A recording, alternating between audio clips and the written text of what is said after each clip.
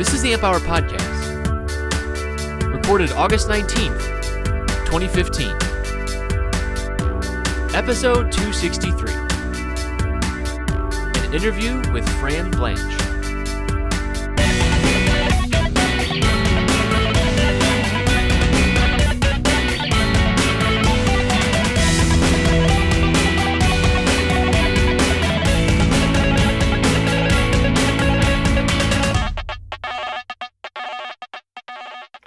Hey, it's Fran, again. Hey, it's Dave, again. Hey, it's Chris, again, on the Amp Hour. Welcome. Welcome, Fran. Hey. One Fran. of our most requested Oh, yeah. people. Wow. You Well, are. well, thanks. It's quite an honor to be on the Amp Hour show. Well, thank you. It's an honor to have you. Tell the audience, for those who don't know you, who are you? What do you do? I'm basically an average goofball. For some reason, I'm popular in electronics, but sort of do everything. Music and electronics and vlogging and sewing and other kinds of stuff. So just ended up making a video channel, and people started subscribing, and before you know it, people are requesting me to be on a big show like the That's Amp it. Hour. Yeah. We're making personal appearances next. That's right, yeah. That's pretty much the story, so I'm done. Thanks. Yeah, It was right. great. It's great to have you on, Career Fran. over. It's always great to have a fellow video blogger on, and of course you did, or are potentially still doing, I don't know, the Dinosaur Den with Bill Hurd, who's been on the show before. Yeah, That was a great. Yeah, not a podcast. I was about to say podcast. It's not. It's a it's streaming show, isn't it? It's a live streaming show. No, it's recorded. Oh, it's recorded. Okay. It's recorded. It's a Yeah, it's but a it's vlog. recorded one take, isn't it? That's kind of what I mean. Yeah, we edit it down. Oh, okay. Right. Right. We goof off a lot, so we we have to edit out a lot. Right. Because we like to ramble, and we sort of get off track and get into really interesting discussions about things that are off topic, and so we edit it down, try and get it under an hour. You're going to fit in perfectly. That's exactly what we do every week. Yeah. Minus the editing under an hour. We Minus don't the always do editing, that, because we don't really edit. We just leave in the waffle, Yeah, right. like we're doing Waffle. right now. Delicious waffle. Extra waffles. Right. Waffles. So you're famous in the music industry for your Frantone gear. Tell us about that. I'm probably most known for Frantone, but I've been doing that for 20 plus years now. Wow. Started in '94 doing Frantone. Is that before Chris was born? I wish I was that young. Yeah, it was way back in the 20th century. Before the interwebs. Right. Yeah, we had steam-powered cars, and we talked to each other on paper with these pencils. We have to write everything down. It was a long time ago, but I taught myself electronics while I was working doing this. Managing this rental shop. It's like equipment rental shop where they rent, party tables and popcorn machines. Oh, right. And chainsaws and so Right, Yeah. okay. Freaky party. everything. So you get a lot of experience. And the guy who owned the business used to be one of the executive manufacturer, VP of manufacturing at Digital Computer Corporation back in the 60s and 70s and 80s in their heyday. And he had lots of stories about them, developing instant replay for the NFL, which was a digital video storage back in the early 70s for instant replay, and the memory storage systems that they developed before the hard drives and such. And so we talked a lot about electronics, and he was like, well, I'd really want to get into a business manufacturing something again, making some kind of widget. Didn't really know what, just kind of making something. And around that time, I had tinkered together a pedal just because I needed one. This is a musical pedal for those. It's a pedal. It's a little idiots like me who don't know what. Yeah. I was in a band. What is a fuzz box? Please explain it for the non-musically inclined like myself. It's just basically takes a perfectly good, clean signal and really messes it up in a desirable way. Basically, that warm sound, right? Fuzz boxes come in different sort of shapes and sizes. There's different flavors to them. Some of them are overdrives, and some of them are clippers using diode rectifiers to clip the waveform. Overdrives use just to push the signal into another device to get that clipping. Using just clipping the amplifiers. And some fuzz boxes, the older ones, used underbiasing, underbiasing the transistors to get them to sort of go nonlinear, which sounded great, but they'd be very unpredictable because even with the early fuzz boxes, even changes in temperature would change. Of course, sometimes, yes. It wouldn't work. So, but there are different ways of doing it, and my effects through the years have exploited different means of creating distortion to create different varieties. So all of my effects boxes are different. They're all based on different principles. Some are clippers, some are overdrive, some are combinations of things, some are use compression. Some of them have parallel distortion chains, which add and sort of mix different harmonics and get more richer sound. So over the years, Frantone kind of grew, although I didn't actually finish my story about how I started. But basically this guy, Mert, and I, we started Frantone because he wanted to do manufacturing. And so we started making these boxes under the Frantone name. But it was sort of a risky thing back in those days. There really wasn't anything like boutique pedals. So really weren't sure if people would, buy a pedal made by a company that wasn't a huge manufacturer, which wasn't Fender or somebody. Exactly. I mean, because back in those days, it was an effects pedal was just an accessory. Fender, Ibanez, Gibson, these large companies, they made guitars, they made amplifiers, and they made effects pedals that they sort of would upsell with some other kind of gear. But starting a company just making effects was kind of a new idea back then. And how did you get your foot in the door? Selling to distribution, bands for sure. and things, It was brutal. Actually, I learned, learning the ins and outs and arounds of the music merchandising world was it was a very long curve, actually, and which is why, in '98, I actually shut down Frantone and went to work for my competition. I worked for Electro Harmonics, which was a big pedal manufacturer in New York, and I worked for them for a couple of years.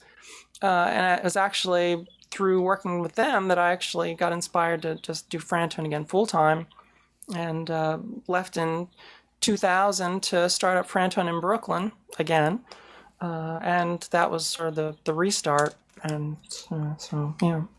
I have an Electro Harmonics pedal right now. I'm sorry to say I don't have a Frantone pedal, but I have which EH pedal do you have? I actually have the vocal. I forget what it's called. It's got a vocoder on board, just because I love vocoders. Okay. And it's a vocal pedal, and it does chorus, and it does harmonies and whistling and stuff like that. I can look it up, but.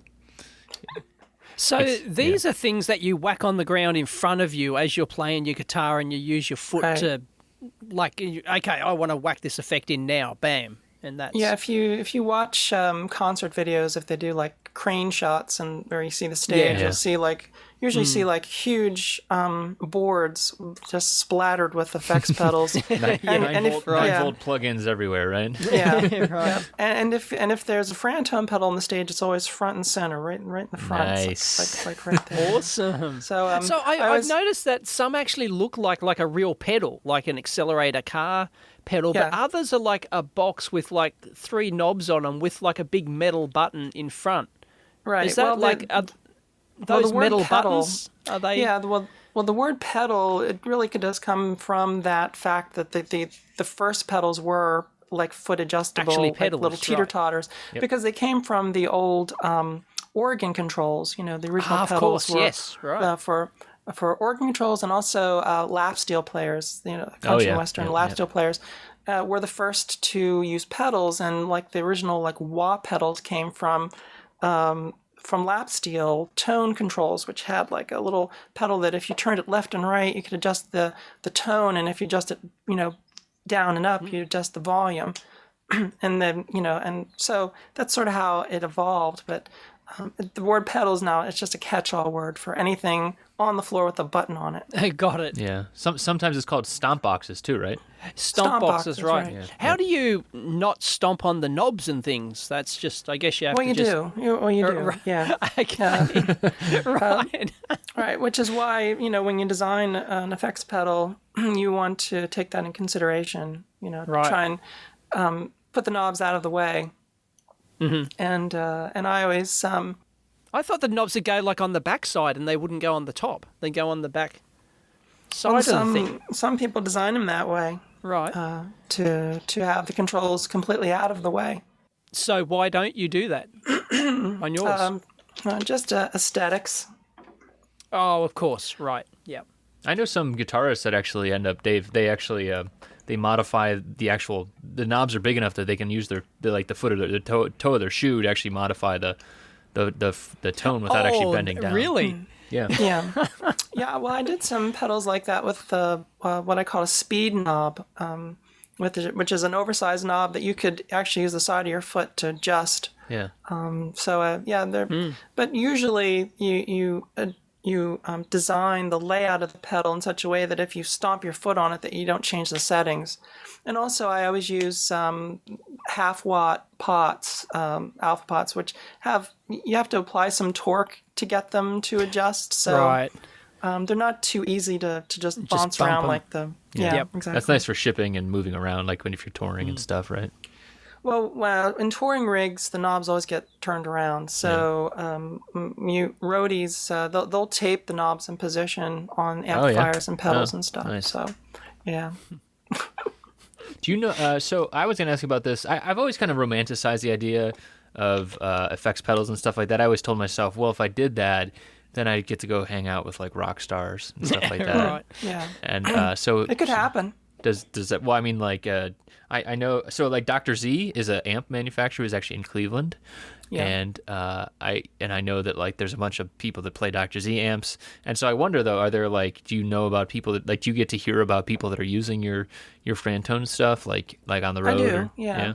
Yeah. It's I don't I never really sold a lot direct because I always had dealers that sell. So it was usually just a rare occasion if I sold something direct to an artist, but usually people would just buy from a dealer in some other town that was just stocking my pedals. And so, but occasionally I would hear about it, about someone buying a pedal, but I never really made a list. I never hounded people to tell me what celebrities were buying, but they do. And, occasionally if I'm watching one of those video channels and watching a live show, and they'll take a shot of the stage and I'll see one of my pedals sitting there. Awesome. Yeah. Or I get word that it's on an album. Someone will tell me, "Oh, I just used a pedal on a record or something," which is cool. Yeah. It's one of the perks. Yeah. Right. So, I sold that below cost to you. Yeah, you better use it. You better put me in the liner notes. No, I over the years I've gotten to meet a lot of my heroes, either hang out with them or get to know them one way or another, either through my products or through other work. So I think there was a time about about I don't know 8 or 9 years ago, where I started making a list of all the famous people that I had met, and when it got to 100, I stopped. So fantastic. So my hunch was right. I should have started doing pedals at some point, but never did. Yeah. I think it's a little probably a little past the past the curve. Yeah. Yeah. So I wanted to also ask about because the other thing that I remember from my past when I used to play guitar, I remember there was this guy who called himself Analog Man. You know what I'm talking about? Analog Man. And he took these Ibanez, one of the brands that Fran mentioned, Ibanez, the TS9, which is like a newer model, and then he like retrofitted them to sound like the older model, and that's the one that like Hendrix played or something like that. TS808 was the Hendrix model or something like that. And so I went and I bought one. And then later on, after I started actually learning more about electronics, after I exited my guitar phase into the electronics phase of my life when I stopped playing guitar, I'm like, the dude literally switched out a germanium transistor and he switched out a silicon for a germanium transistor and a blue LED, and he charged $85 for it. And that's cheap. What are you talking about? That's a pretty good it's a pretty good profit margin. Yeah, right. So this whole industry, like with the effects pedals and everything else, and a lot of this music stuff, it's entirely subjective. Right, it's like, oh, I like the sound of that, peach fuzz Frantone, box, so I'm going to use that. I love that thing. It's got nothing to do with specs or anything else, right? It's partly there's a lot of it. There's a lot of it that is subjective. I think most of the industry is subjective, but there's different levels. I mean, in the pro gear stuff, it's all about the specs. So, right, if you're the pro state, like mics and things like that. Right. Well, I mean, if you're designing anything for professional use or for touring acts, especially stuff that's got to be performance ready, and there's especially like my pedals. It's not just about the audio; it's also about the rugged design, the hardware, the way that the pedal's actually built to be able to withstand shock, to be able to be thrown and kicked around for years and years and not break. Industrial design almost. Very much so. Yeah. I used to boast back in the early days that you could take a Frantone pedal and you could drive over it with a car and then plug it in and just play it. Because I made them so that would make a great video. That'd make a great promo video. You have to do it. Yeah, back in the days when I used to fly, I had an idea that I was going to actually drop one out of a plane into a field and then land in the field and the cow pedal, plugs in and starts ripping a sweet start playing. chord. Yeah. Oh, that'd be awesome. Do it. Yeah. Well, all probably you got to do is go to a nowadays. local airport, hire a plane and a pilot. Yeah, it's not as easy go these little days. Cessna 152, throw it out the side. It's not as easy these days as it was way back in the day. Regulations. Yeah. They're a little they take it a little seriously now for some reason. What if you went skydiving and then you're like, oh, this pedal fell out of my pocket. I totally forgot about it. Yeah, I think there'd be a liability issue. Maybe. Just hook it to the bottom of a quadcopter and let it drop. There you go, 400 feet. You can do that. Easy. Okay. Well, there you go. Yeah. You see, now you're thinking 21st century. Absolutely. I'm thinking 20th century. Airplanes. Planes are so 20th century. Yeah, exactly. Small planes are so 20th century. Oh boy. So anyway, Dave, you got a board that I shipped like internationally. I did. The LVDC board. Yeah. So what did you think of that thing when you got it? When you got to hold it? It's just fascinating. It's just I've still got a couple of chips from it, by the way. I had to keep a couple of little chips that pulled out from the video before I shipped it on. Can you give us some context here, Dave? I'm sorry. I don't know what this is. Sorry. It's the launch vehicle digital computer for the Saturn V rocket. And I've done a video on which we'll have to link in. And Fran's done a whole. She did. Oh, yeah, I've seen some of Fran's videos, but I don't know about. And everything. I watch Fran's videos, but not yours, Dave. Sorry. Oh, okay. Well, yeah, of course you don't watch any of my stuff. No, sorry. Anyway, so yeah, it's the one of the boards. Do we know which one? I don't think we ever found out, did we? No, I wasn't There's so able many to, boards in it. Yeah, there's was several dozen, less than 100, I think, it was boards in the main unit. But was never able to. There was no number on the board. It wasn't like no, you couldn't inventoried. So get any info. But yeah, it was like it's actually surprisingly modern. They're like a ceramic sort of hybrid package in these like surface mount clips, which were kind of like convert them into surface mount packages, right? This is back in the 60s. And because the Apollo program and the space program actually pioneered, computers and modern construction techniques and all sorts of stuff. And it's got is it an 8-layer board or something? It's 12. 12-layer board. Wow. And that's what time frame is this? The 60s or 70s? Probably. The early original 60s, design, wasn't it? Yeah, well, the original desigin came from around 60-61 when it was proposed, and then the first prototypes were built around 63. It was Gemini era. It was developed during the Gemini era. That's crazy. And the other thing that I really never talked about is the fact that the computer was liquid cooled, so the entire computer was immersed in cooling liquid, which was pumped through the whole case. And then kept at a constant temperature. But yeah, it's and you had the resistors underneath, you had the semiconductors on the top. It was pretty revolutionary for its time. And yeah, it's incredible. And we're not talking like super density here. These chips contain like a couple of transistors each, right? Well, they had to be rad hardened because they were gonna have to operate out of the atmosphere,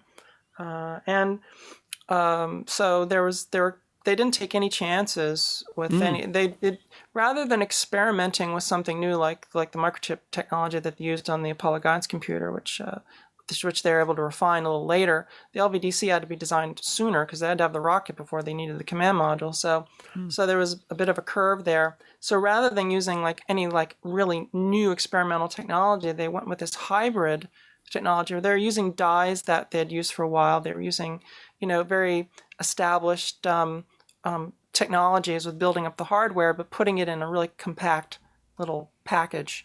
So that's what those little hybrid SLD packages are. That's crazy. And this is using transistor resistor logic, It's DTL? diode transistor DTL. logic. Yes. DTL, transistor okay. logic. It's all DTL, Yep. but they had transistors in there just for buffers and inverters, but in typical DTL fashion. But yeah, it's just resistors and diodes, and using diode logic, which was it was very fast, it was cool, it didn't produce a lot of heat, and it was super reliable. So. Yeah, and they had like 100 of these boards, all in this module, all liquid cooled, as you said, and there were three, and there were also 3 identical redundant computers. So they had 100 boards or so in each computer case, and then they had 3 of them which ran in parallel. They ran the same program in parallel, and then they had a voting system. So 2 out of 3, if there was a failure or an inconsistency in the programming or in the processing of the telemetry, for the real-time guidance system, that it would the 2 would win whatever the decision would be. Yeah. So and they had acoustic delay lines in there, in the rocket, glass delay lines that they got to work inside this shuddering, vibrating, vibrating, massive. Right, we'll just average out all of the vibration, right? Yeah. So it's the loudest. It's the loudest thing humans ever invented, right? The loudest machine ever invented was Saturn Seriously? V, and at the how time, loud? it was the loudest human-made machine at the time. Yeah. Decibels, I couldn't tell you, but it was definitely. Yeah, I guess that's kind of dependent on distance too, right? I mean, but staying close enough, you're going to get liquefied anyway. So suffice to say that inside of the rocket, it was probably at the loudest, and that's actually where they put the delay lines. So, that was quite a challenge. I'm sure. That's incredible. Yeah, that's some One crazy of the engineering. fascinating things about the, and sort of sad things about the Saturn V rocket, we still have not. We couldn't make it today. The Saturn V rocket. Why is because that? all the basically most of the technical stuff for it is gone, isn't it? They threw it Oh, you away, wouldn't- it's missing or whatever. You wouldn't It's be like- able to. You wouldn't be able to build another one. No, You wouldn't be because, able in to fact- build no. another one, yeah. You'd have to start from scratch. And which is what they're doing with Orion, and they're building a new system, which this heavy launch system, which will be the most powerful rocket since the Saturn. Isn't it just like you put a bunch of stuff on top of a thing that explodes upwards? Isn't that kind of? I know I said stupid things about space in the past and then recanted them later. I think Werner von Braun would say there's a bit more art and science to it than that. Maybe, Yeah, you can Google the Go Upper 5. And, the XKCD thing. I'm looking at that right now, actually. Yeah. I haven't seen that. What's that? The Go Upper 5. You'll have to link that in. Yeah, I think there's somewhere in there where it says. It says like Upgoer 5. The Upgoer 5. Yeah. Yeah. Yeah. The pointy end has to point to space, and if it's not pointing to space, you're not going to have a very good day. Something like that. The people box. It was trying to use the 10,000 common words in English. I know that, and to actually explain this very complicated thing. That's why it's written so oddly. Right. Oh dear. Is it inevitable? Here's something that sprung to mind. Is it inevitable that given enough time, anything would, we would just lose the information on this stuff? Sure. You would think that, this was before the internet, so everything was written down on paper. The blueprints, drawings. You think they would have kept them, right? You think they would actually survive. Very little survives. Actually, it was on my mind today, just this very, very thing that, like the LVDC board, like the board that we got to experiment on, for example, and like the LVDC board that I have in my collection, the one I did not disassemble. A lot of people ask me, how could you possibly get this board? Where did it come from? And it's like, well, it might be really rare today to be able to get a piece of Apollo hardware, but 20, 30 years ago, there were tens of thousands of contractors throughout the country that were throwing away tons of Apollo hardware. Industrial not just surplus. Parts, not just the parts, but the machinery, the special, custom purpose-built machines just to do one operation for one part. There was an unbelievable amount of machinery and raw materials and parts that were thrown out because. And the vast majority, probably, if I'd estimate, maybe 95, 98% of everything built for the Apollo program was thrown out after the Apollo program went over. Only a small percentage of it actually ended up in hardware that flew. But for every contractor that made a component, they had to have spares, and they had to have years of testing samples, and they had to have buildings full of machinery and just the hundreds of thousands of people that made the millions of parts. And so in the 70s and 80s, these companies, they were purging, buildings full of records and like all the films and audio tapes and records they had to keep for testing every single part. It all got thrown out because it was just, there was so much of it, Because money, right? Honestly, that's what it comes down to. It's like, hey, we need to keep making money. This stuff's just sitting here taking up room. And there was probably a sense of like, done and dusted kind of thing, right? Apollo, done, tick, moon, done. Well, after 74, it was made clear that they weren't going to build another Saturn.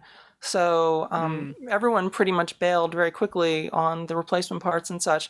And, it's just the space that all that equipment took up, had to be cleared. And so all the machinery went to salvage, all of the parts got auctioned off. And if you were a collector back in the 70s and 80s, you could go down to Huntsville, Alabama, and go to an auction and put down $20 for a skid full of, boxes of parts and walk away with dollars. Exactly. And so a lot of people did that. And actually my board came from a guy who just, won a blind auction down there, and this board was one of the things in the box. So It's like that reality show where they bid on the storage wars. units. Yeah, right. storage wars. Yep.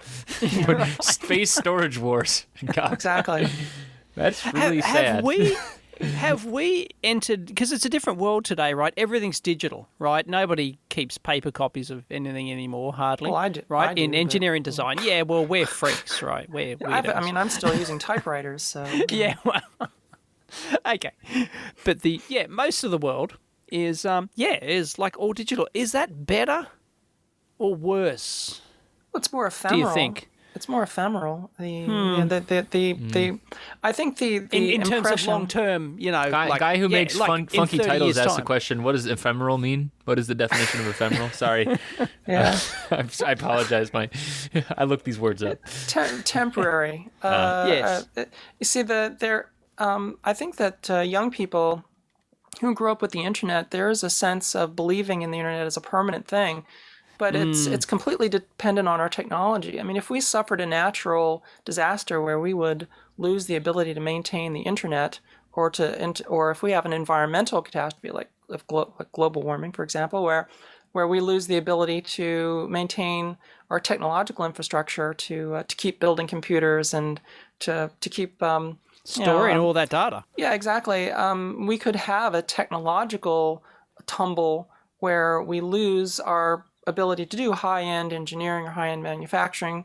Could happen, and then we lose everything because we don't have libraries, because we don't have books, because we don't have anything written down. And centuries in the future, there's this theory which you can read about where people have written about this idea of that the current time, like the early 21st century, could be in the future a technological black hole, because as standards change and as technologies change, where like you could imagine if the whole world were stored, if the entire knowledge of the world was stored on 3.5-inch floppies, where would it be today?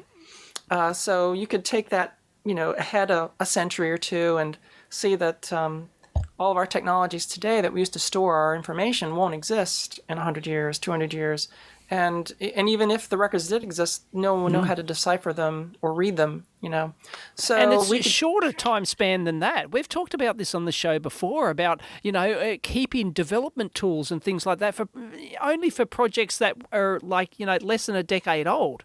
Because the development tools just change, and like if you don't keep a copy of it, you won't be able to get it again. And you keep. Fran and I were talking when we were setting up the show. She's still on XP, and it's like just because of Windows dev tools. Yeah, I mean, totally. I'm doing this. I'm actually doing this on an XP computer. Right. So which is that's now not unusual. 10 years old. I mean, about Yeah.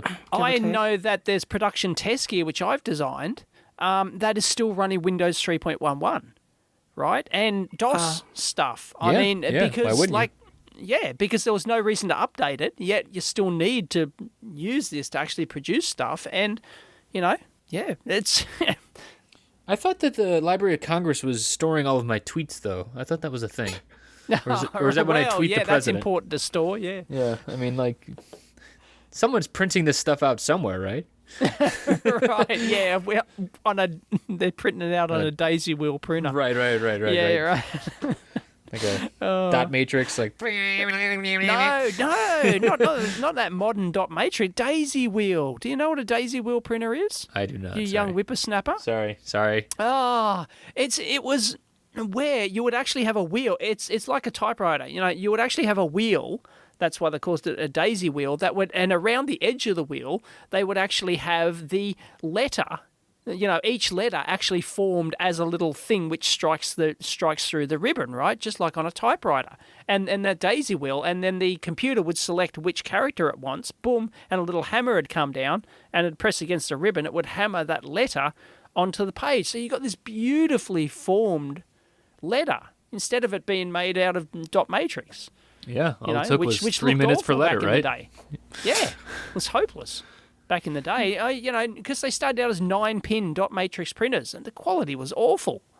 Well, when I was younger, I had a job working in a computer room where they actually had a printing room in the building where they just did the printing for the this mainframe which took up 3 other rooms, and they had these, and they were printing out. What is this magic you speak of? Yeah, well, yeah. This is back when they had computers. Allow me to look this up in my pocket computer. Yeah, exactly.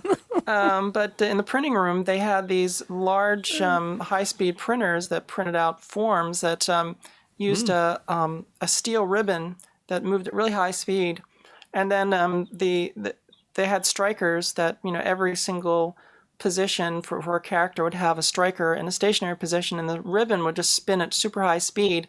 And as the paper would come up, it would, the strikers would be synchronized to hit the right character when it lined up, at the right spot. And the forms would run continuously. That was high speed printing back in the 80s, early 80s. Yeah. And then you had form bursters, which would separate the forms. They'd come out of the printer, and you'd put them in this other kind of weird machine that would like cut them up and everything for mailing. It's like that's what it was like, back in the day. I've seen things, man. I've seen things. Yeah. But yeah, like those daisy wheel printers couldn't be beat. If you wanted like a nice, beautiful text quality, dot matrix just didn't cut the mustard, I'm afraid. Yeah. Well, you could also even those get fancy, ones that had like 36 pins or whatever. Well, you also had, I think the IBM Selectric 3. Oh, IBM Selectric, yeah. I think the 3 had an interface where you would actually you could store documents and then print out, and that those are very high speed too. So the later IBM Selectric series could interface with computers and be used as a computer printer. I wonder if anyone's still using those somewhere. Nuclear bunker down in some DMV. What, it's Selectric? The Selectric? Yeah. I'm staring at one right now on my desk. So fantastic. That'll do it. Yeah. Yep. What do you just use it for, like writing? Is it like the I use it to type characters on paper, and you can I've heard read about this, them. yes. And you can read them without like need of electricity. Yeah. Yes. Yeah. Yeah. It's a fancy thing. What it's do you called, what it's do you called type. use it for? I use it for typing. For what do you- typing. Letters to people. What do Yeah, you, I don't think I'm really think I'm really explaining the definition of what type means. You type letters. what do you use it for, though? I see. And Dave, what was those letters you speak of? Yes. Yeah, Is that like email but on paper after you print them out? Is that what that is? yeah, exactly. It's like a form of email, only it's like real. One of my favorite Yeah. comedians talks about when the phone book arrives, and he says it's like when they print out part of the internet for you to throw away. Exactly. Oh goodness. No, but seriously, do you find that you? I know some people like they prefer typewriters for just for the creative process and kind of like writing. I always see novelists talking about that with books and stuff like that. Is it a certain type of writing, or is it just anything? You write differently when you type. It's there's there are certain writers who prefer specific mediums. I mean, there are certain writers who prefer to write in longhand, who prefer to type on a typewriter. Is that because of the permanency of it? You've got to think more about before you actually hit the keys or it's use slower. the pen? Well, yeah, I think you don't type. At least I don't type as fast as if you're on a word processor, because you can go back and alter it. That's what I'm talking about. The word processor, easy to correct things. So yeah, I think there's more of a thinking process ahead of time before you actually put your words into type. It's definitely a different type of thinking. Who's the author of that hugely popular that TV show, the medieval one? God, what's it called? Game of Thrones. Game of Thrones. That Game of Thrones author. Yeah, George apparently R. R. Martin. George or somebody. He uses like a DOS machine. He uses like WordStar or something on an old IBM 8086 DOS WordStar thing. because he says, well, it does the job. I don't need anything better, and he stores them on like 5 1/4 floppies or something. So apparently, like even all of his modern books, Game of Thrones books. So there was some interview. No, he's with not him done with the once. series yet either, though. So he's probably run out of discs. Right. Yep. Yeah.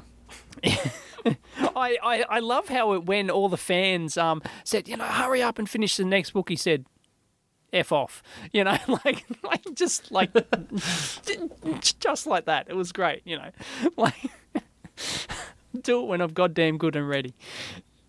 So Fran, do you find that though that you are in the similar boat, like of like it triggers certain things like creatively or what? Yeah, I like writing letters. I'm a letter writer. So right. Yeah, haven't sent me a letter. I think I did. And I typed it. Where? When? Went with the board. With the board, man. Yeah, seriously. seriously. With the board. Oh, right. Okay, right. How do you think you understood what the hell was going on there, right? You forgot about my hand-typed letter to go with my with the Saturn V board that I sent you. Yes, it just looked like a Word document. I swear, it looked like a Word document.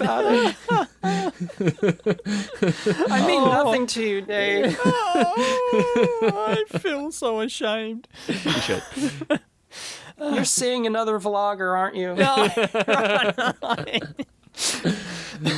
man. Oh God, the secret's out. I'm sorry, Fran. I'm sorry. I still use fountain pens. I've got a large collection of fountain pens and quills and typewriters. Fantastic. And I have my own wax letter seal and stuff like that. So yeah. I'm sort of fond of letters. So, and I live in Philadelphia, so.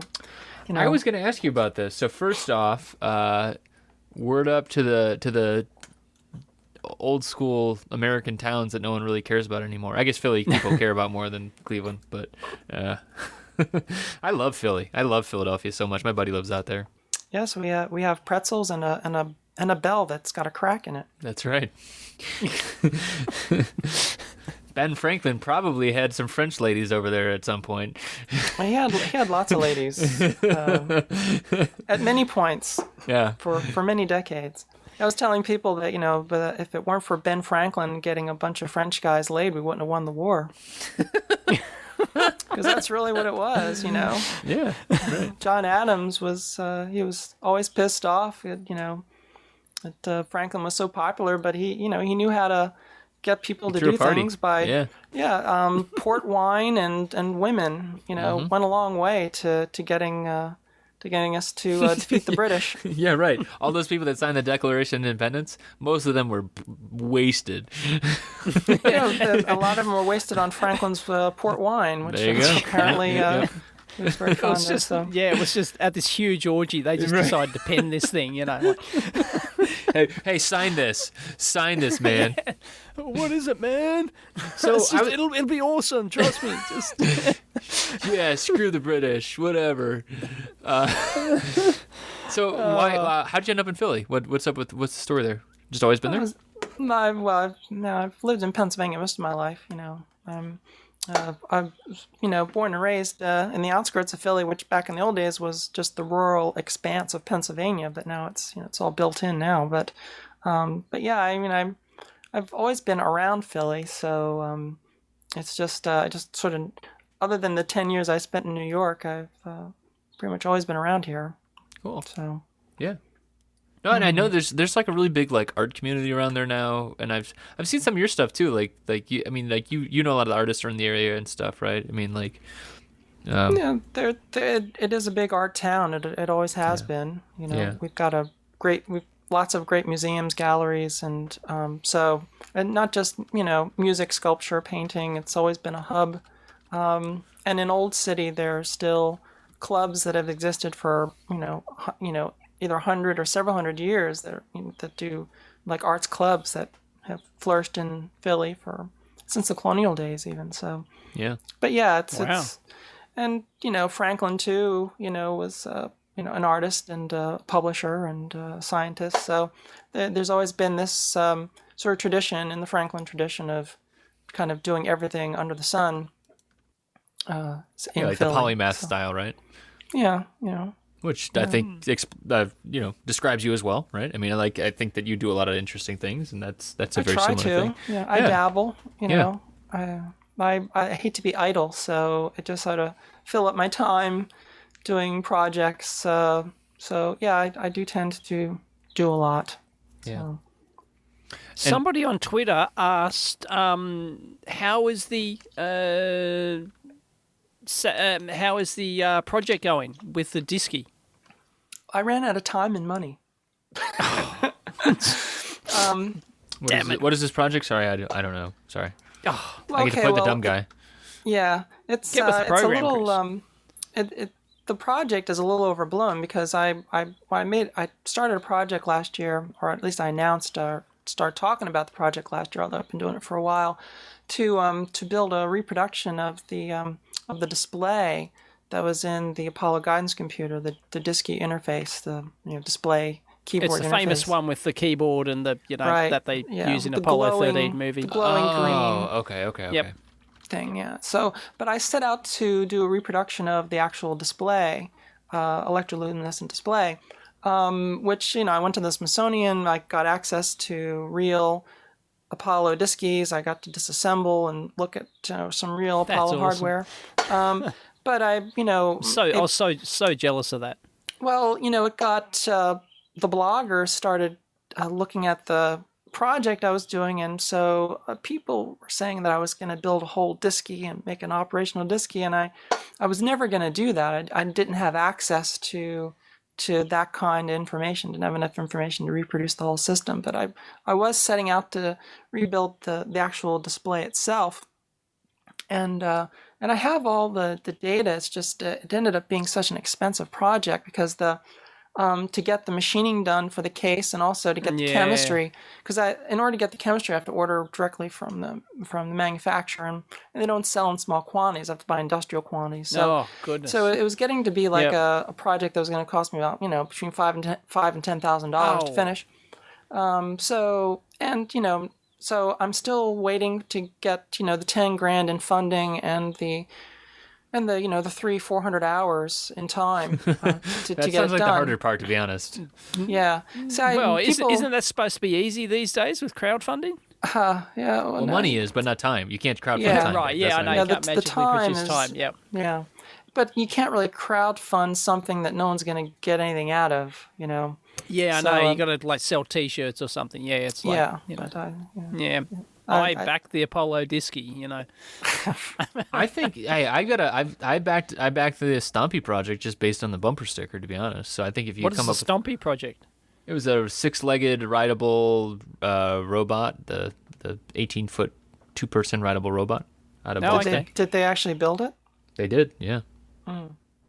Did you get to ride you didn't even get a ride. It's actually Guy. Guy was one of the founders, and he's the one who's doing that new. I don't know if you saw the thing where the large mechatronic robot that challenged Japan. Challenged Japan? What? Yeah. What are they gonna? You guys didn't hear about this? Oh, no. We can talk about it on here too. There was so they did a first Kickstarter where they built a huge robot. They wanted to do like a robot league where they're fighting each other. And then that kind of fell flat. They didn't hit their Kickstarter. Autodesk supported them for a while, and Guy and I think Matt, I forget Matt's name. I think it's Matt. But they were building that thing, and then they just started a new Kickstarter where they challenged Japan to an actual 15, 20-foot robot battle, and then same kind of thing where it's like it's going to be like America versus Japan. Right. So I'll probably back that too, just for the bumper sticker. I mean, honestly, like I think that it has more power than we think here, folks. To be honest, I mean, yeah. Well, I know that the Japanese have been jonesing to have robots battle for like decades. So yeah, exactly, right. Ever since the days of Godzilla. We should. Yeah, well, you need the robots to defeat Godzilla. Right. I mean, how are you going to defeat Godzilla if you don't have the robot army ready? Right, exactly. Yeah. So anyways, what I'm trying to say, though, is if you need some funding for this project, I think that it's totally doable to do it based on bumper stickers. Like, I recreated the chaos of the Apollo 13 thing or something. I don't know. It would have to be much more clever. There is a crowdfunding campaign to restore Armstrong's original suit that he wore on the surface. Apparently, they're restoring that. I think the Smithsonian's involved in it, and I can't remember the name of it, but yeah, that was very recently. I just checked that out, and I think it reached its funding goal. They wanted I don't know, $500,000 or something. Well, it was only a few months ago they found Armstrong's private stash of artifacts.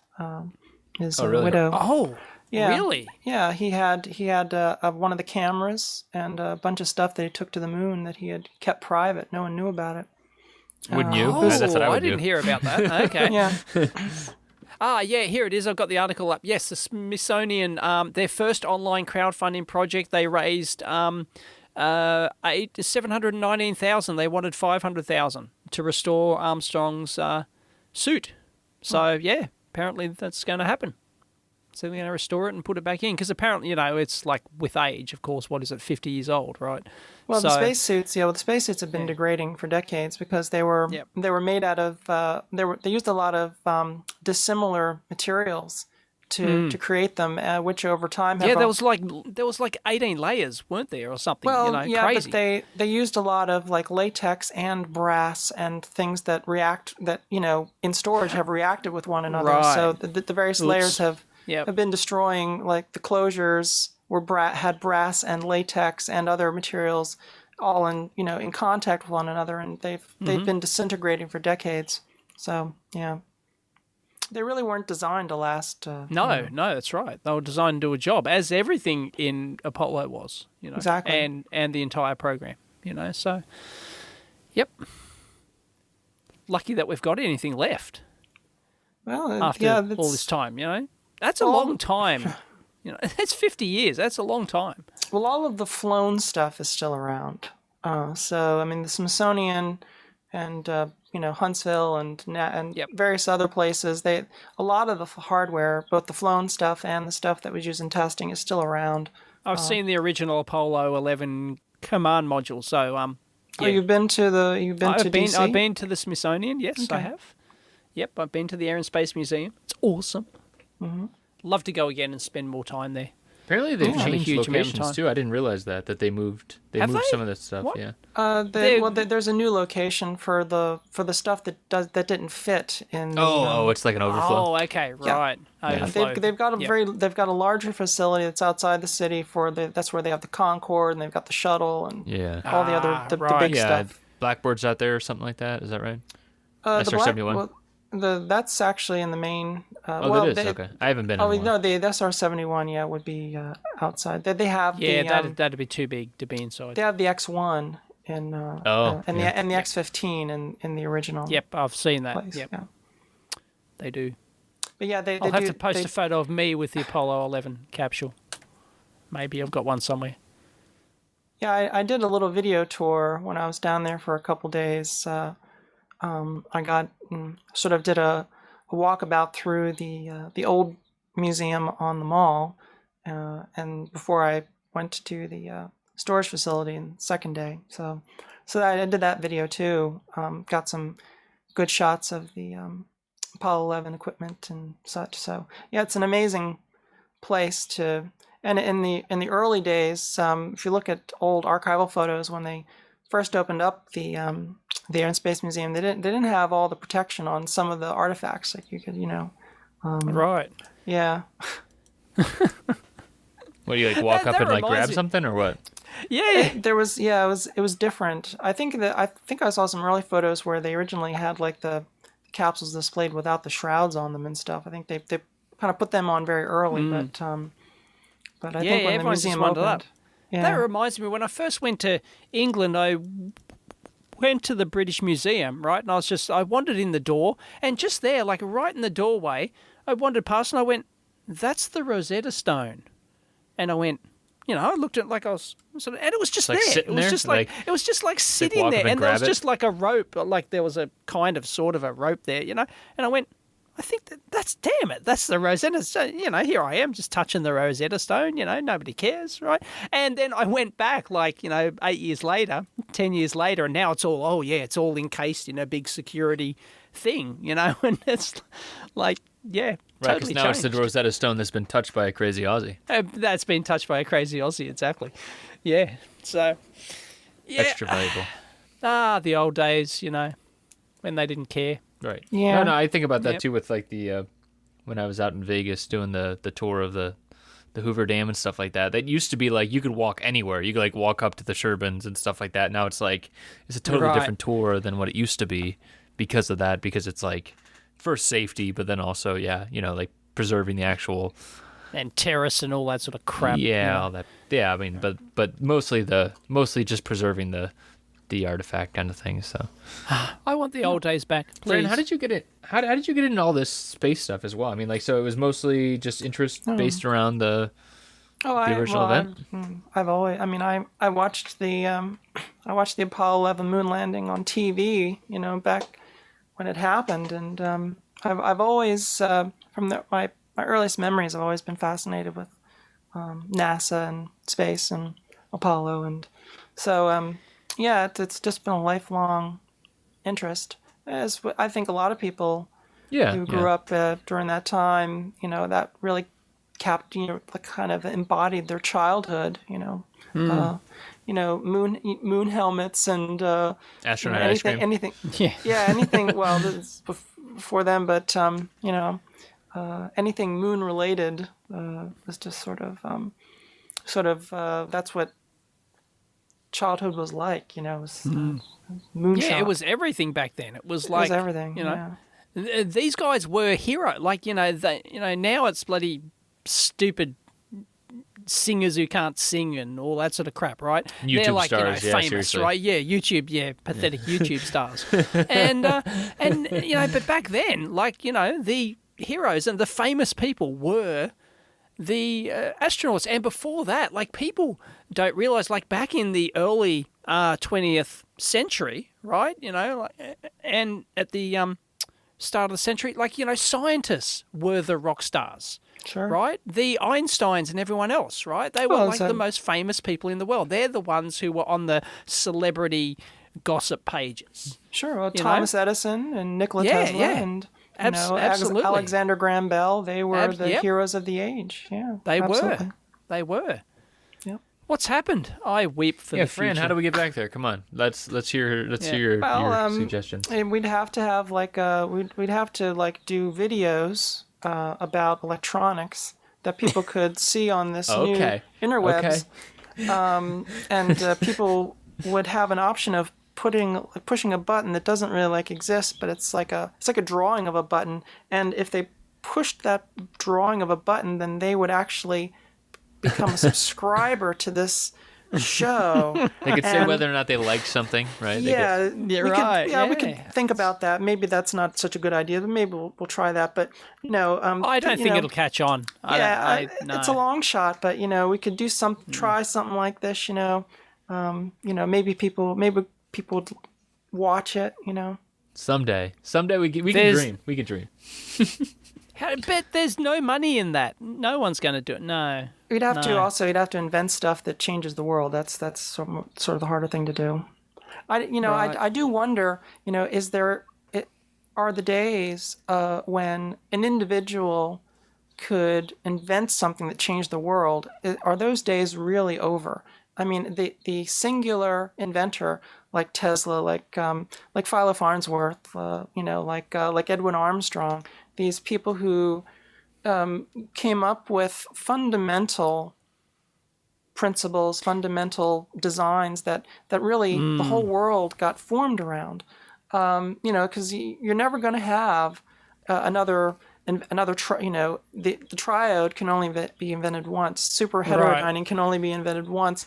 So are we beyond the age of discovery where pretty much technologies are just going to be so sophisticated, so complex, so deep that no individual will be responsible for something new?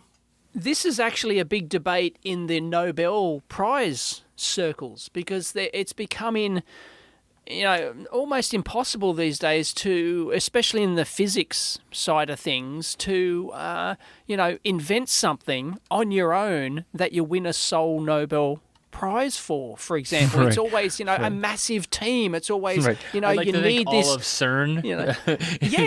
Like you need the whole CERN reactor. You need the whole, yet somebody has to win the prize. And it's like, and that's much talked about, gone. And pretty much everyone's saying, gone are the days where somebody can just win it on their own. I think through part of research that, though, they did on their own. Part of that is mythos as well, right? So like some of it is like okay, so obviously Edison, but like even like Philo Farnsworth and Tesla, like they have like the lone wolf like inventor type thing, but it's like, look, they had assistants, they had like they were doing a lot of that stuff. They stood on the shoulders of giants too. Well, and of course everyone does else. that, right? I mean, it's not like obviously we are broadcasting across an internet, right? And we are talking about electronics, and we don't really necessarily understand at the base level, but like all of these things, like. There are other people, but it's also about figureheads, and I think that there are definite exceptions. Like Tesla, I think I've been reading his. Have you guys read the Colorado Springs Journal? You know what that is? No, I have his book of. I have the compendium of his writings, but I haven't read some of the other related works to So Tesla. basically, it was like his journal from when he spent like the late 19th century, like 1898 onward, I think. He was in Colorado Springs and he was just doing experiments. Right. And reading about that stuff, it's nuts because it's like just reading all of this circuit theory where it's like, he's talking about jars where it's really capacitors and stuff like that, but like this guy really knew his stuff.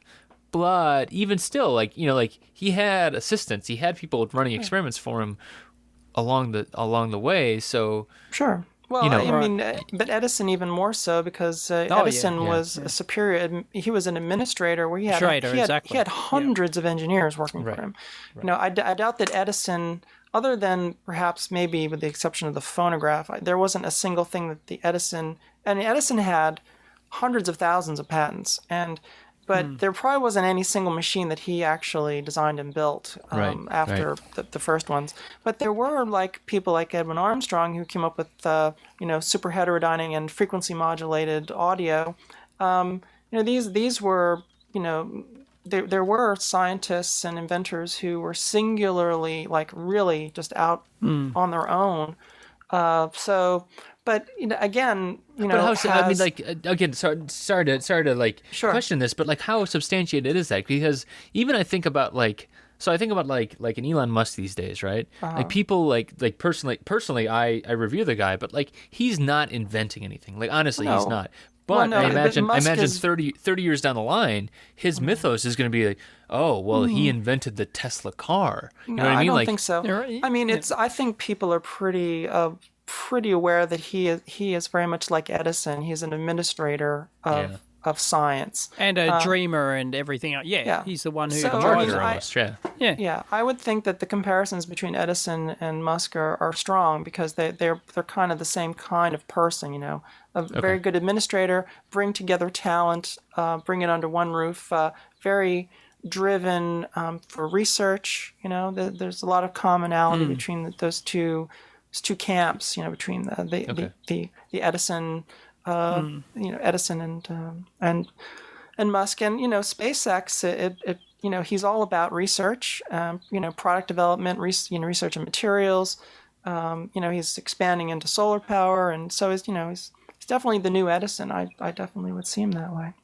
In the best way possible, right? But so you're saying, but you're saying that there's still the people out there that are the solos. So you said like the Armstrong. I wonder if there really is room because there's so much fundamental science is already known.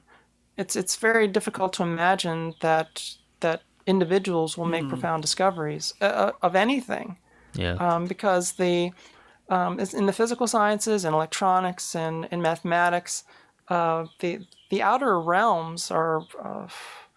It's very, very dicey to really think that there are even frontiers. I mean, even like in physics, the debate has been for decades whether physics is really has reached the frontier where there's just we don't have superstring versus whatever else is out there type of stuff.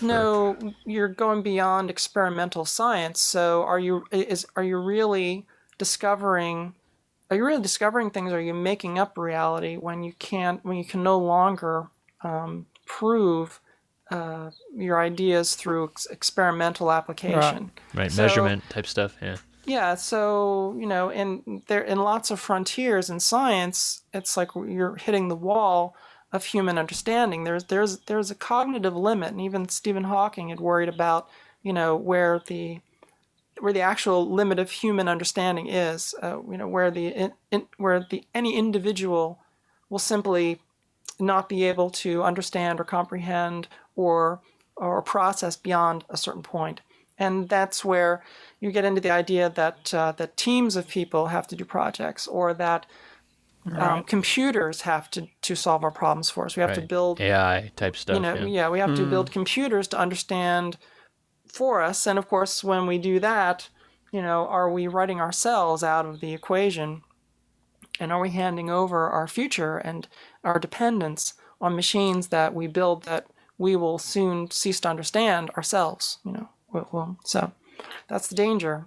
Yeah, and I do wonder if the 20th century really was the age of the human inventor, and if the 21st, 22nd centuries are going to be the age of machines that invent things. We'll have to find out. Yeah. My gut tells me not so much as you might think. It's possible. Look, Dave's on the side of not robots again. That's weird, folks. That's weird.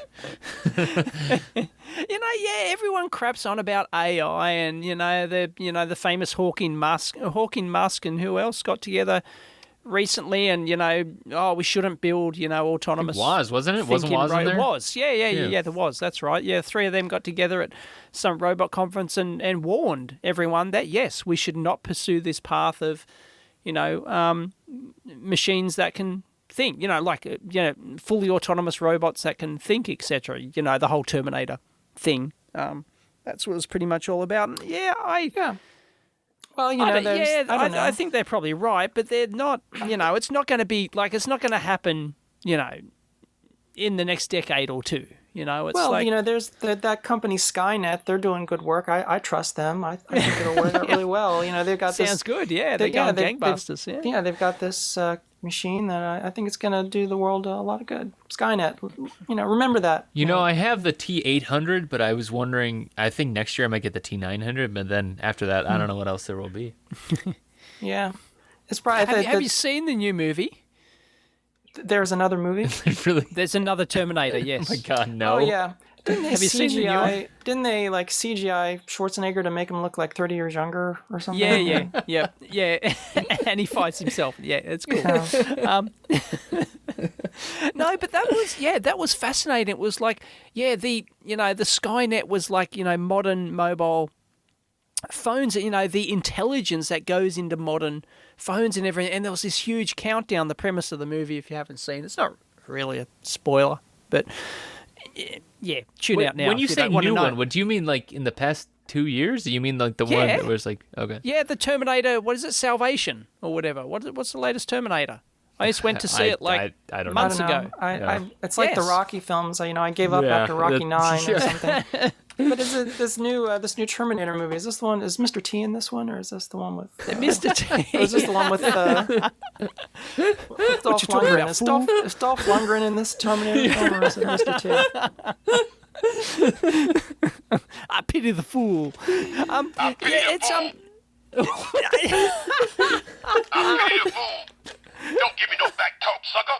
Quit your jibber jabber. First name, Mr. Middle name, period. Last name, T. Shut up, fool. Shut up, fool. Shut up, fool. Shut up, fool. Don't give me no. Shut up, fool. Don't give me no. Shut up, fool. Don't give me no. Don't make me mad. What the hell is that? What the hell was that? Oh, it's Mr. T. He's right in here with me. I know. Oh, I love it. Terminator Genesis. Sorry. Terminator Genesis is the latest one. Yes, it came out this year. I just saw it a couple of months back. And the whole, like, the premise of it is that, like, you know, the whole world is waiting for this Sky, you know, there's this huge global countdown, the Skynet company or whatever, you know, is like counting down. It's going to be the latest operating system that, you know, goes in everybody's smartphones and smart devices. It's going to connect everything to everything, and it's going to, you know, have all the bells and whistles and, you know, make your toast and all that sort of jazz. And, yeah, that was the whole premise behind it, was that it took over, you know, everyone was waiting for it. It was so, you know, it was going to tie everything together. And I don't know, it's just, that's the thing. That's why I think it's not going to happen, because everything, all systems are different. Like, you know, you can't just go, you know, oh, yeah, it's, you know, a super robot will be able to, you know, if you put artificial intelligence in it, we'll be able to do everything. I think the threat of I think the threat of artificial intelligence is a very subtle one, because I think it's something that over time degrades the human position in the culture that we created. True. You know, Yes. and so, you know, we're looking at is, you know, over time, people will, you know, it's like these days, especially younger people, I think there's a mindset among a lot of young people that somehow the younger generation is smarter than the previous generation. But of course, it's not that they're smarter; they just have access to information quickly, and that there's this misconception of in the Western culture of trying to equate the idea of access to information and intelligence being the same. The idea being that if you can recite facts and figures, that you're smarter than someone who can't recite those facts and figures. It has nothing to do with actual processing. It's just, you know, rote knowledge. So the idea that if you have a smartphone and you can look up anything quickly, that all of a sudden you're smarter because you have all this knowledge at your fingertips, and so you're more intelligent.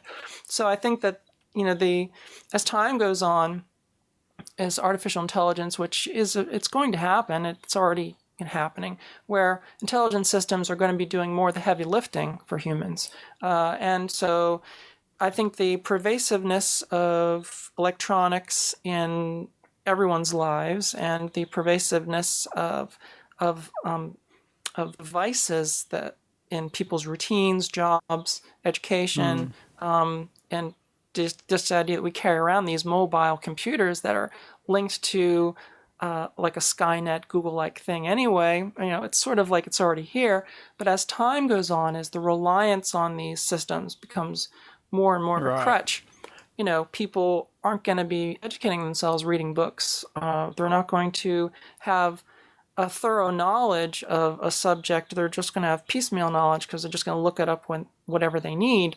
And so the reliance on the technology, the reliance on the artificial intelligence, over time, would end up substituting our human culture in a lot of ways. And I think even today it does, because I did a rant a couple years ago about the problem with Apollo hoax conspiracy videos on YouTube, that whenever I put up an Apollo video, all these hoax videos, and it used to be that when I would upload the video, and you would go through the list of description, and it would say, well, here, keywords, put in some keywords for this video, and it would put all these suggested keywords, and all of the keywords it would suggest would be like conspiracy, alien, ridiculous, all the hoax stuff. Right. And I did a rant there where I explained to people that if you watch YouTube, that people are unaware that when they're watching YouTube, they are being manipulated by software. So human beings are being guided. Their emotions and their reaction and what they think are being altered and programmed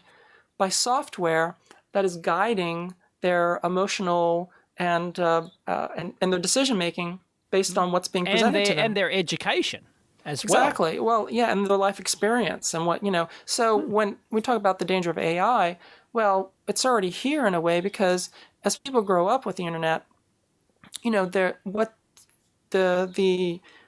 search results they're given when they put in a search for a web search, or as they're trying to educate themselves or learn on the internet, that the information is presented to them in a very structured way, and in a very sort of intentionally pointed way, by software, not by people, that the culture evolves around this machinery so that people grow up to be altered and changed. Behavior gets changed by computers. Their language gets changed by computers. And so this the subtle danger of the artificial intelligence is that as the decades go on, the human beings that come, in subsequent generations, they become formed by these machines, and it's already happening. And that's really the cusp, the danger that these the most intelligent people on the planet are talking about, and because they can easily see that process. And so it's already here. It's going to happen. It's already happening. What it means for humanity, well, we're all going to find out. So, do you find that you're on the side of so personally, I'm on the side of get friendly with the robots, become the master of the robots, make profit from the robots. Do you find you're on that side of it, or do you find you're on the side of not in robots general for AI, robotics, whatever, right? Do you find you're on that side of it, or do you find you're on the side of, well, let's prevent? What do you see there? Robots? Well, robots AI as well, right? So there's providers of AI as well. I think the idea of what you're proposing is the idea that the robots being the physical enforcers of an artificial intelligence. No. I mean, whatever this potentially evil, or even benevolent force is, right? I'm not really using the word evil. It's like I said, it's the subtle danger of AI is just as I described, how it transforms the culture and the individual, because human beings are being sculpted by algorithms, rather than personal experience, rather than their peers, their human peers. So It's already happening, and it will continue to be more pervasive. So I think what is subtle today it's like the frog in the frying pan analogy. You take a frog, if you take a frog and throw it into a hot frying pan, it's going to jump out. But if you put the frog in a cold frying pan and you slowly raise the temperature very, very gradually, it'll just sit in there until it cooks to a crisp. And that's sort of the very gradual erosion of these sort of artificial systems in human culture. So the ultimate effects of that won't be seen for decades. So, right. So what I'm asking though is do you rebel against it as we notice it now, right? With that slow fry, right? Do we rebel against it now though? Are you saying though? Or are you saying that some we people just have do. to kind of wait and see? Some do. I mean, I think. I myself, I embrace some of the technology and I avoid a lot of it. That there are many perils in it, and I think that the fact that people wouldn't think that there are any perils in it is probably the most perilous part. That there are dangers in these new technologies, and maintaining our human selves. Like you asked, what do I do with a typewriter? Well, what I do with a typewriter, a piece of artificial intelligence would never do.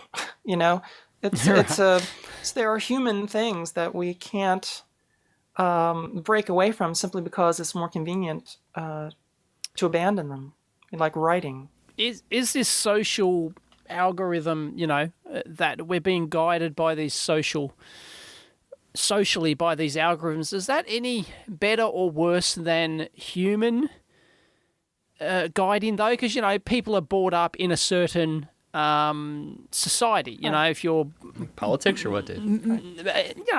Basically, if you're brought up into a crime family or something, or you're brought up into some cult or something, that's going to be you're being socially engineered. Exactly. In exactly the same way as, Well, so is it any better or worse? It's the same, but, I think that... But it's not human, right? Well, you could look at, like fascism, as a completely human construct, but the effect of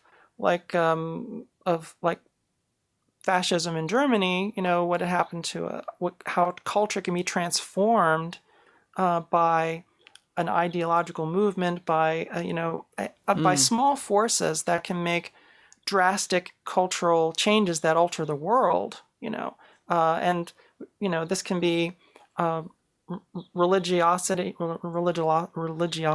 I guess that's a word, it can be theological, it can be ideological, it can be political. But in the human world, we see these things as dangers. But when we apply these same powers to an artificial construct, we somehow see it as being benign because it can't like hold a gun or fire a nuclear missile. Right. When, well, soon these artificial constructs will be able to shoot a gun and fire a missile. And so, it already happened, right? The gun-toting quadcopter. The gun-toting drone, yeah. So, right. I think that the subtle dangers of AI probably won't be fully realized for decades, but the dangers are certainly there for for culture, and for the human side of our world, which we have basically created over thousands of years. This human world will soon be guided to a great extent by these artificial systems.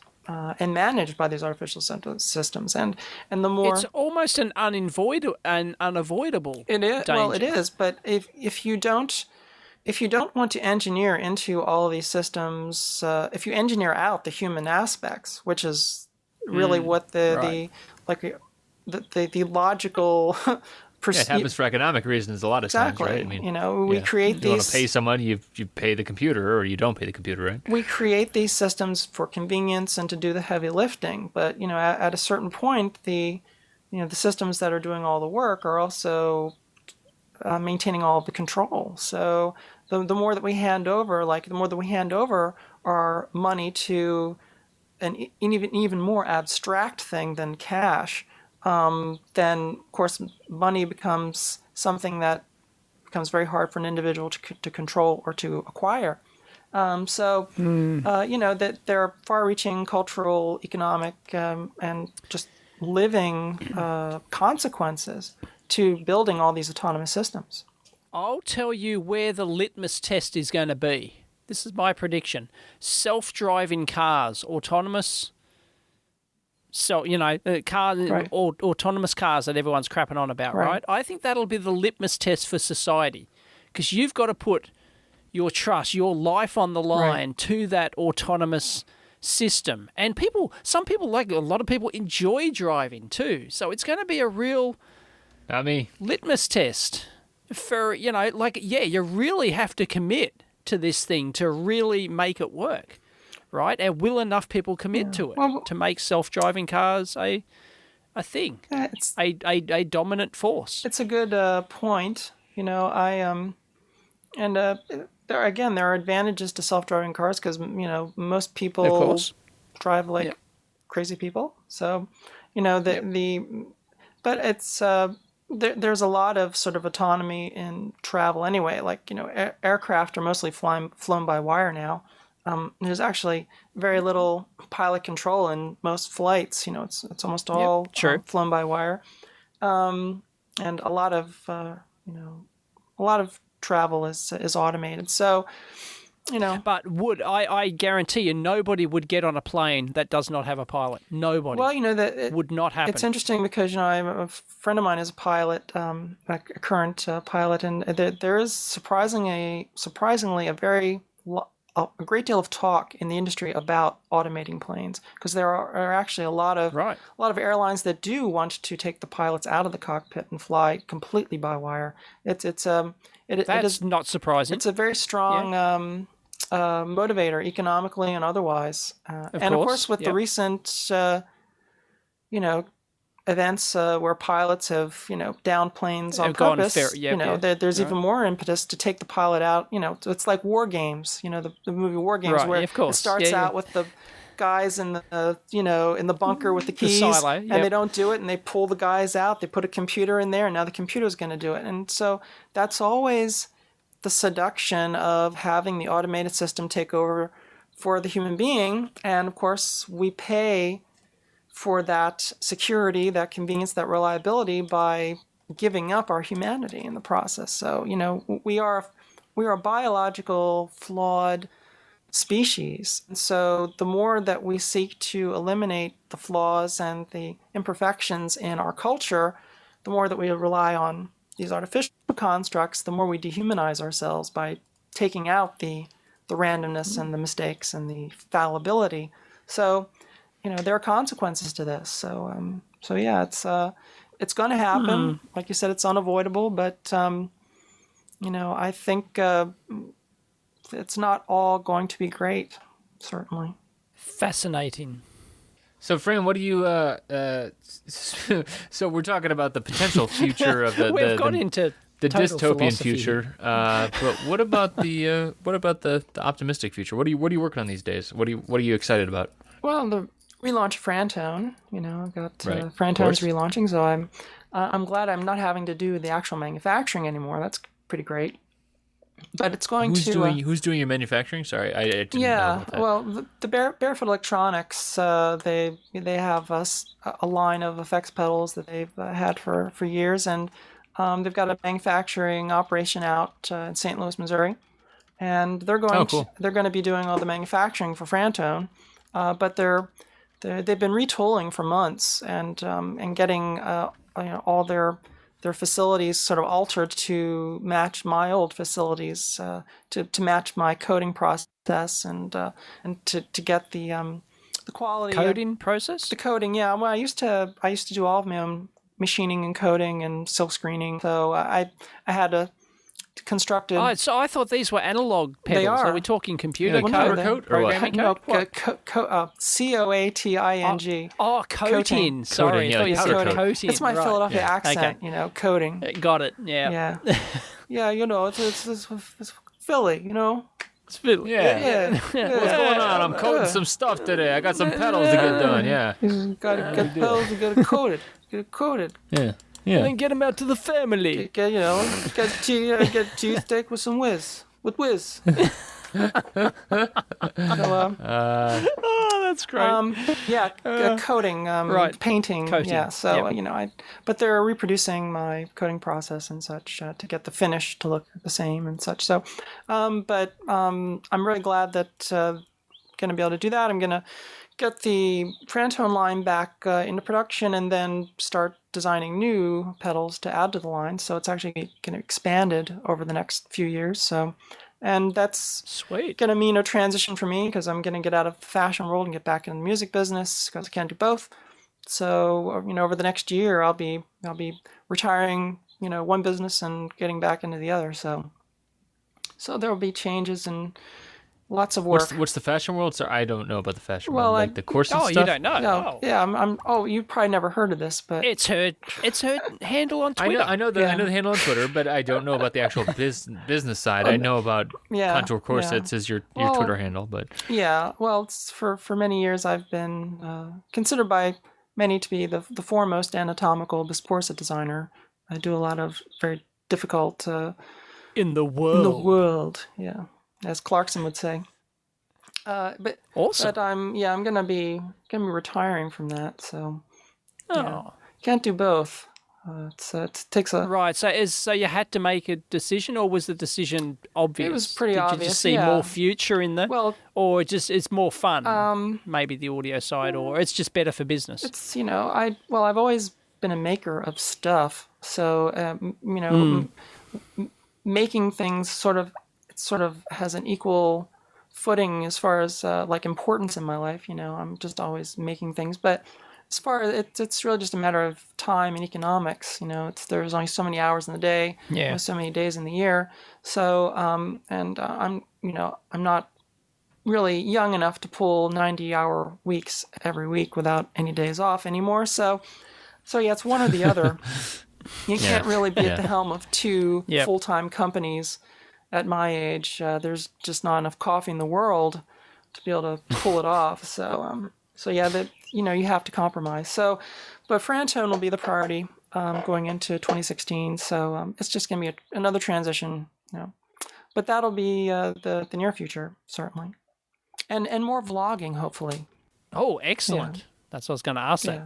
That. What sort of volumes are we talking about with these pedals? Is it like dozens, hundreds, thousands? What sort of is a typical run? It's gonna be pretty good. We're shooting for fairly large runs, so over the course of a year, it's gonna take how big is a run? That's 100. or is it that corporate secret? Yeah, okay, right. in the So hundreds, it's in the hundreds. Okay. Yeah, a month. So that's kind of what I expected for like a boutique. Yeah, I mean these are effects. Pedal. These are handmade. They're still going to be handmade. There's just they've got a it's not like it's not going through like some factory with production with like assembly line workers just putting in a part.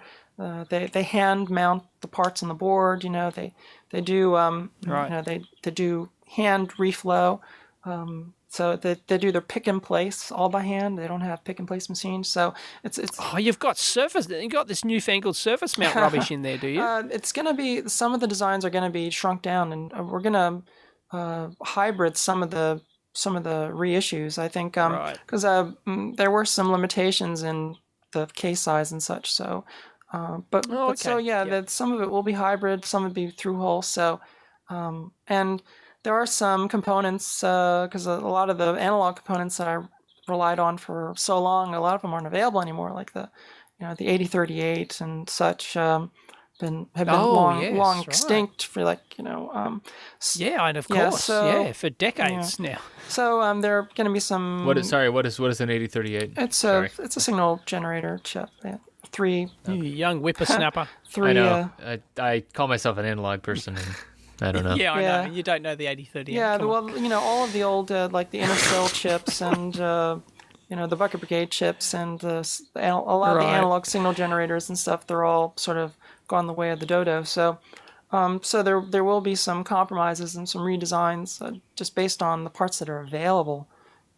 So there's a lot of work to go through in relaunching a line that's sort of been on, has 1 foot in the 20th century and 1 foot in the 21st century. So there will be some redesigning along the way, certainly. Yep. You bringing people on to help with that, or no? Or I'll do all the design work. Stuff? I do all the design work. It's sort of the way I do it. But I have all the help in all the production, and also. Oh, that's good. Yeah.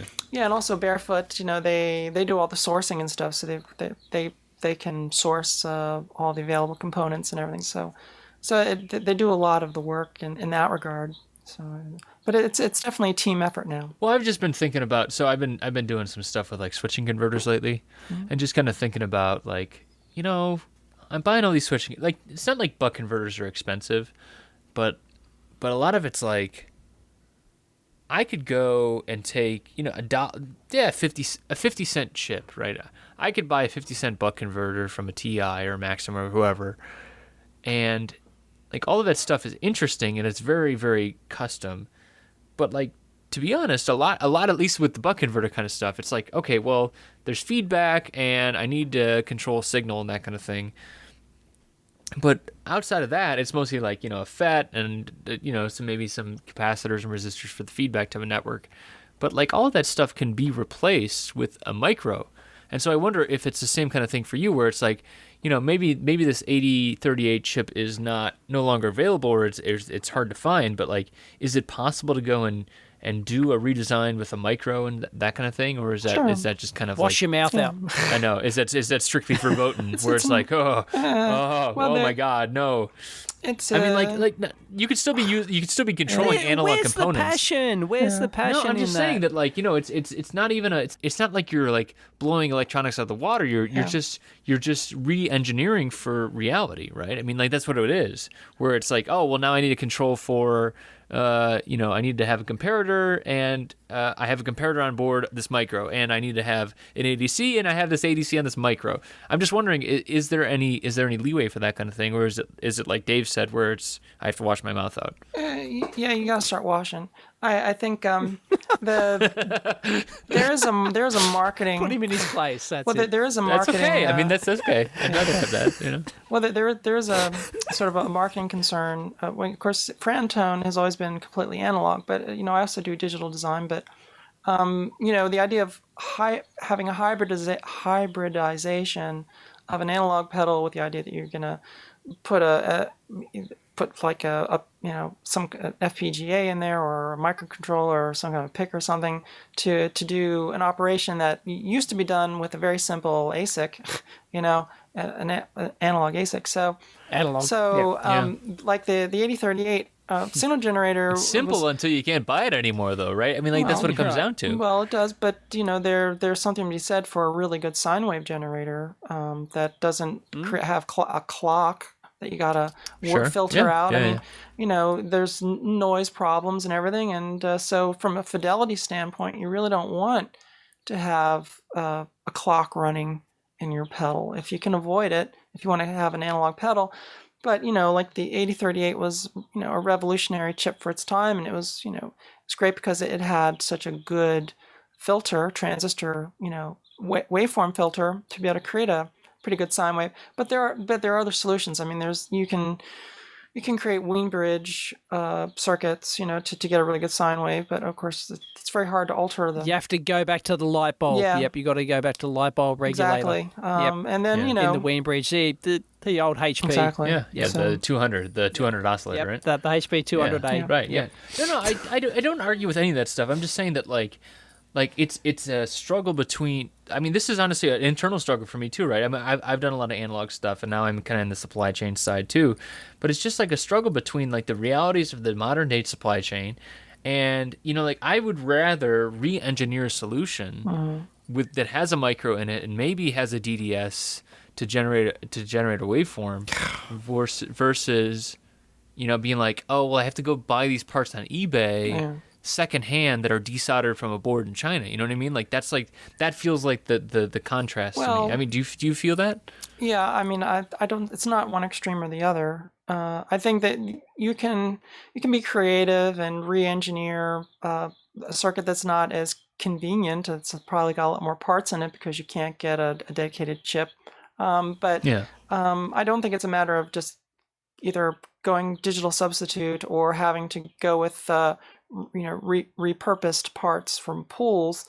I think that there's definitely middle ground, but I'm very interested just in a philosophical way of trying to keep analog electronics alive. And if that means maybe coming up with custom ASICs that do the same job, but maybe have to do a custom chip, or coming up with ways of doing maybe FPGAs that can perform functions in a way that that really emulate an analog chip, maybe. But I think that trying to stay in the analog realm is important for audio.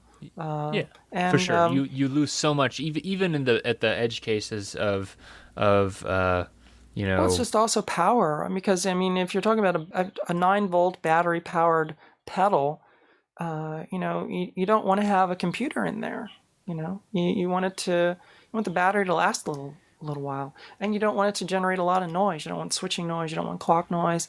You don't want to have to deal with those issues. When you're dealing with something that is high fidelity and something that's being engineered to have some soul to it. When you're dealing with audio, you spend a lot of time mulling over, really small differences in values and such, as trying to get a tonality, a performance, a dynamic performance out of a circuit that has a sort of a living, breathing soul to it that you can feel, not just hear. And there's a lot of that in doing audio work with amplifiers, pedals, a lot of that sort of visceral, again, human, on a human level and on an emotional level. And if you wouldn't know it if you've never listened to a hi-fi, but people I bring in here to listen to my Model A, my all-tube hi-fi, especially younger people, they are just absolutely astonished, just totally blown away by the experience of listening to the sound coming out of a completely analog system, playing a record, through a valve amplifier with no digital processing, with no compression, something that, with completely linear reproduction and tremendously wide dynamic range. They're like, is it supposed to sound that quiet? Is it supposed to sound that way? And I was like, yeah, the records get get really quiet. Paul and they get dead. Really loud. Paul is dead. So, yeah, but they can just hear Paul is dead in the background. Yes, that's right, Dave. Yeah. Now I don't know. I don't personally prescribe to that. No offense, but I mean, like I don't. I've listened to some really high end systems before, and I'm so I don't care. Not emotional about it. I'm not. You're not I mean, emotional. I just I can't separate myself from the technology. Like I know I feel like some of that is experience wise, and like some of that I definitely respect. But like every time like someone's like, oh, you got to hear my turntable going through my Class A. Like I've had a friend who did that to me, and he's like, yeah, you got to hear this thing. Like listen to Dark Side, and I'm like, cool, but I hear the popping of the needle on the record. I don't give a shit because I hear this noise, and it's like, and then I go listen to the MP3 with the 320 kilobit per second near reproduction, and it's like my ear just can't pick it up because I was a drummer and I've destroyed my ears over the years, and so at that point I'm like I don't care. You know what I mean? Like I don't mean to sound rude. Yeah, you're a hopeless case, Chris. You're I totally am. He's gone. I'm right on the edge. You know, like I'm right on the edge. I'm like that new style. Like I don't feel it. You know, I've never lit a candle to listen to a record. You're a you know lost what I mean? cause, Chris. I wouldn't even be able to get into the subtle definitions of fidelity and high order harmonics. Can we do like weekly lessons? Can maybe like I can like we can call each other up and like you could like explain this stuff to me. Well, I think we're looking there's at a niche business right there, Fran. I think we're looking at niche business. I think we're looking at a whole new podcast here. Like an on-site, take Chris to school about fidelity. That's right. Like I could be on a couch and I'd be like, Fran, I can't hear the harmonics. Welcome to the fidelity experience with your. I can't. I don't care about LPs anymore. I'll tell you what. Like going back to the construction quickly before, because probably running out of time, but to quickly about what I would do with the construction of these things. You know, the 80, the 8038 and all those sort of thing, obsolete parts.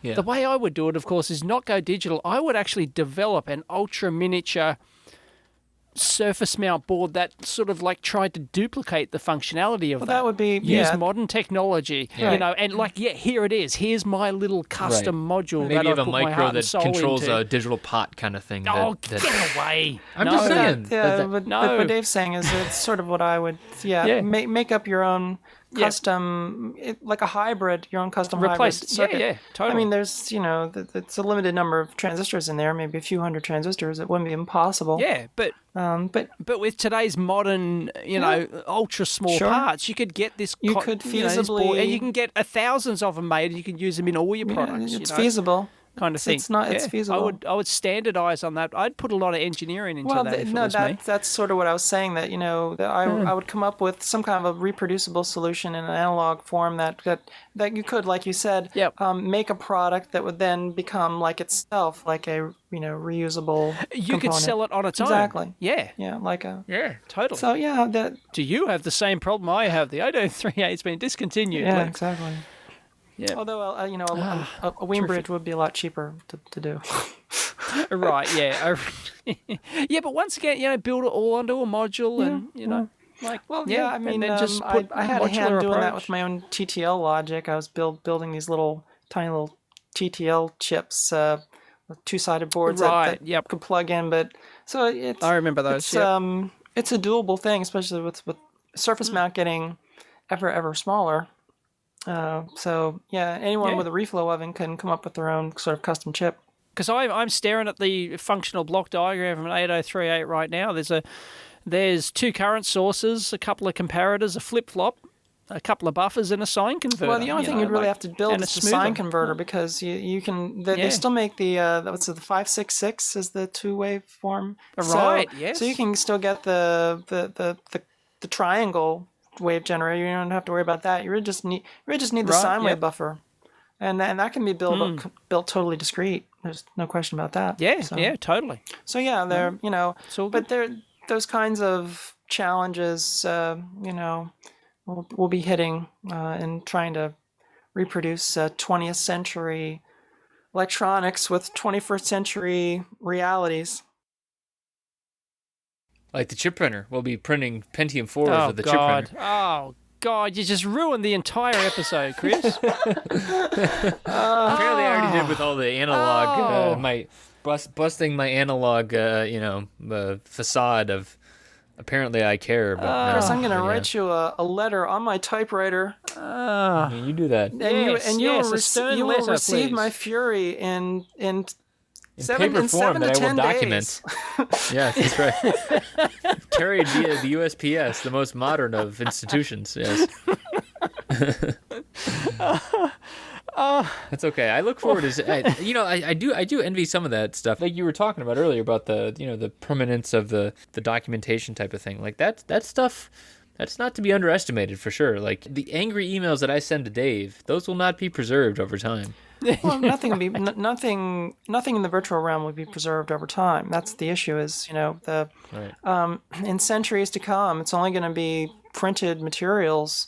I mean, motion picture films will be gone, and in time, phonograph records will no longer be able to be played as centuries go on. So it's kind of going to be this technological black hole where 500 years from now, they'll still have books that were printed in the 19th century, and then they'll have they'll have photographs, then the photographic prints from the 20th century, and then around 2010, 2020, just all the records just cease to exist, and we don't have anything. There's no more pictures, there's no films, we have no more documentation of the culture. It's like, what happened? Who knows? And people laugh today, but that's just the reality, because everything we do today, it's all going to disappear. Like, it's just not going to exist. So you're saying that the EEV blog will not make it past the, Sadly, yeah. Don't think so. I think that the I'm cool with this. I think that our time spent on YouTube is for nigh. Yeah. It's for autumn. Yeah, It's for naught autumn. Yeah. Can't beat entropy. It's just gonna. Okay, Yep. so Dave, we're going to have to start converting everything over to 35 millimeter film while we can. I was going to say, you guys should print frame by frame PNGs. I just mentioned that in my last video, actually, that my blogs are now shot in 70mm print, and audio's recorded onto 8-track tapes. And if you want a copy, please send a stamped self-addressed envelope, and I will ship you a copy of the 70mm and the 8-track tapes. Okay. I just mentioned that in my last episode. Yep. I'll put my order in for that. Awesome. I got my own projector and Excellent. my own 8-track player and recorder, so that'll I'm already compatible. And if you need someone to convert those 8 tracks into a quarter track master, the 15 IPS, that I'd be able to do that. Right. Sweet. Well, thank you very much, Fran, for being on the show, even though Great. Chris ruined the whole I'm sorry. thing. This has been the most enjoyable 5 hours that I've ever spent doing a show. 5 hours, huh? 5? Is this 5? Does it seem that long? It seems that long. This is yeah. like 5 space It's hours? actually been about 2 and a half, 20. No. 1 3/4. Well, considering that it's Thursday here in Australia and it's only Wednesday in Yankee true. land. Yeah, there, all this happened yesterday. So, but thanks for having me. It's been great. It was really good to talk. Where can people follow you and catch you? I'm on those. Get your stuff. I'm on those there interwebs. Those Twittery things. You can Google Fran, and pretty much when you type in Fran BL, it autocompletes my name, and you can learn all the sorted mystery and stuff that I do. But yeah, I'm on the Twitters and the YouTubes, and I don't think the MySpace page is gone, and all those other things. So, but yeah, you can get me at frantone.com, for updates and such, and also I'm probably linked in on the EEV blog, probably here and there. So yeah, definitely. You are. All right. Yeah. Thank you, Fran. It's been a pleasure. Yeah, hopefully we can chat some other time about other stuff that has no consequence. Indeed. It was good talking to you, Fran. Great, thanks. See ya. Bye.